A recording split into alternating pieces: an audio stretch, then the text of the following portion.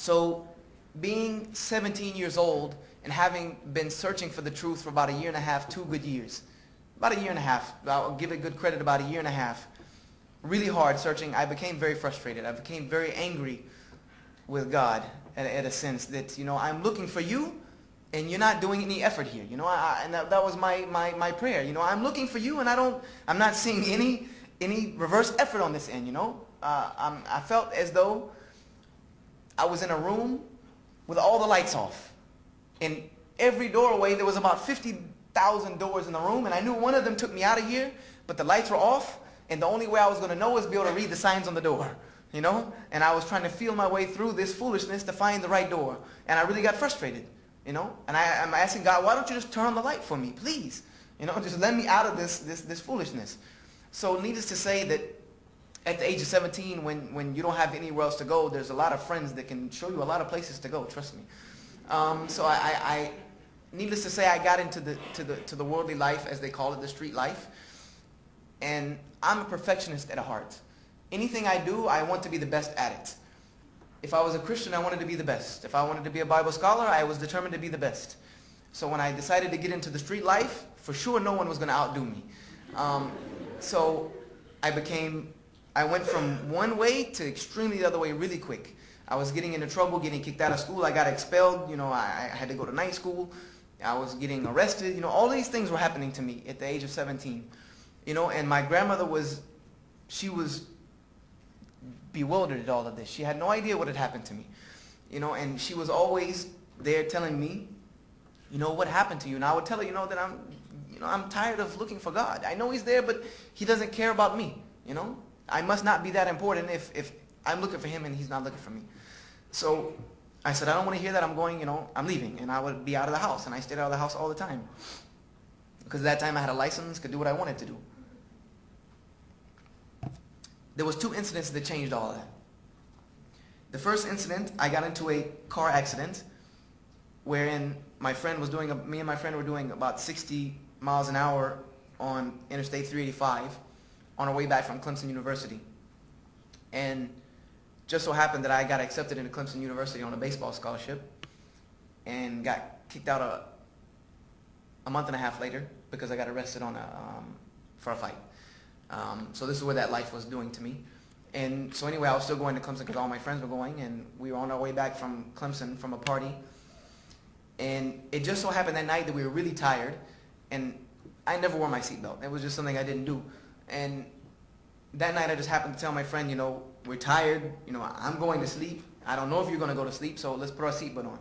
If we run off into the ravine, at least we have our seatbelts on. So we did that, and we did run off into the ravine. Needless to say, we flipped the car about 6.5, 7 times. They say, like who's counting? It was flipped quite a bit of times. And at the end, one half of the car, the back end of the car was on one side of the street, and the other half was the other. The car broke completely in half. And I was awoken by the accident, which the road coming at you at about 60 miles an hour in your face will tend to do that.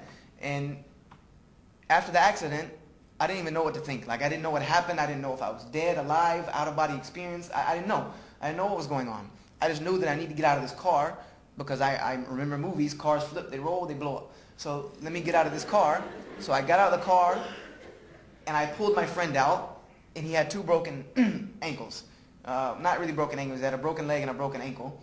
And I had a piece of glass sticking out of my arm, which I still have a scar to prove it, but it was nothing. I pulled the glass out, wrapped it up in my T-shirt. It was not a big deal. I got out on the sidewalk and started counting body parts, because I looked at the car and figured that there has to be something missing, something broken, gash, something. There was nothing wrong with me other than this gash, and, I was discombobulated, and my friend had broken legs, and he was on the ground moaning.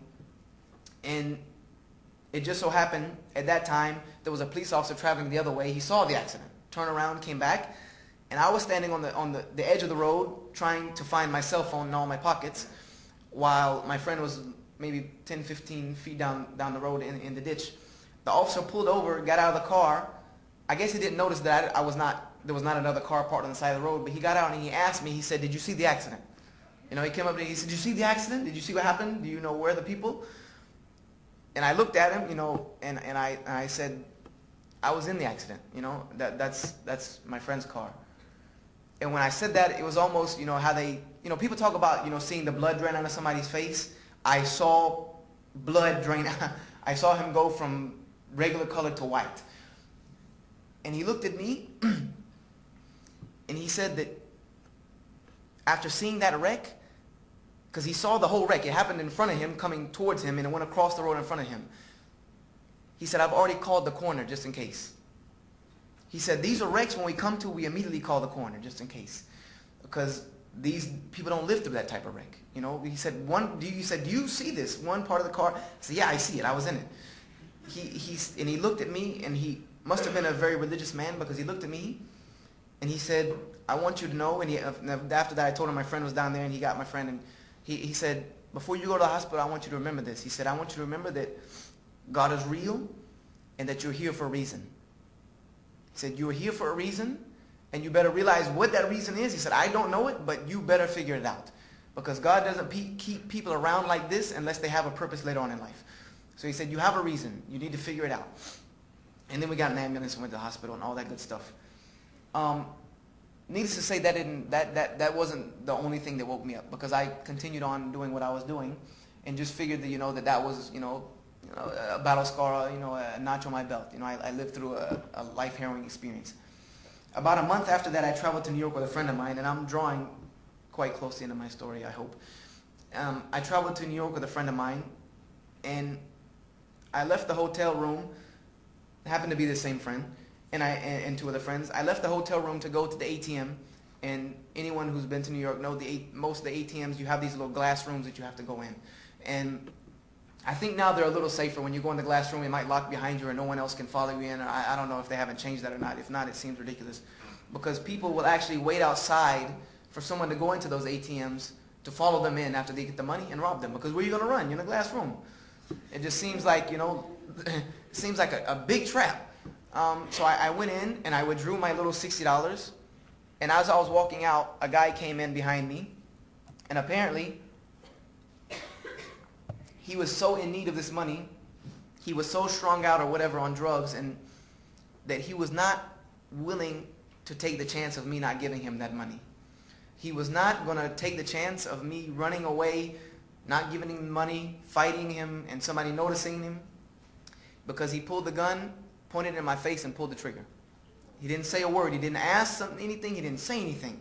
He put the gun in my face, which by the look of the gun, I would say it was probably a .357, because it was huge. But of course, maybe just because there's a gun in your face, all of them might look huge. But this one looked really big. It looked like a cannon. And he pulled the trigger, and it was a revolver, because I remember distinctly, I can pull it back as if I was seeing it now. I remember seeing the little cylinder revolve, and I heard the click. Because it revolves one way, and then goes back, and then the hammer hits it. I remember distinctly, and that sound in my mind is putting goosebumps on me. I remember that distinct click. And then I remember his eyes getting big, because nothing happened. Nothing happened. I don't know if there was not a bullet, or if he was so drugged up that he didn't know the gun was not loaded, or there was a bad bullet. But after that, he started trying to pull the trigger again. And before he even had a chance to do that, I had, because of my martial arts experience, alhamdulillah, thanks to God, I have overcome what's called fight or flight syndrome. I was shocked by the fact of a gun in my face, but I also do know how to react to that very quickly. I'm a Krav Maga trained instructor, which, that's the first thing you work on is fight or flight syndrome. So immediately I bum rushed him and smashed him against the glass. I cracked all the glass that was at the door and shoved him through the door, and ran. I ran back to the hotel room.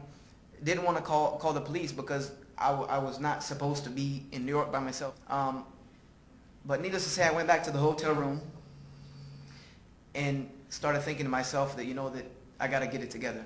This is crazy. I got to get it together. So I went back home and I sat down and told my grandmother what happened. And she looked at me and, she told me, she said, the police officer was right when he told you, that you have a purpose.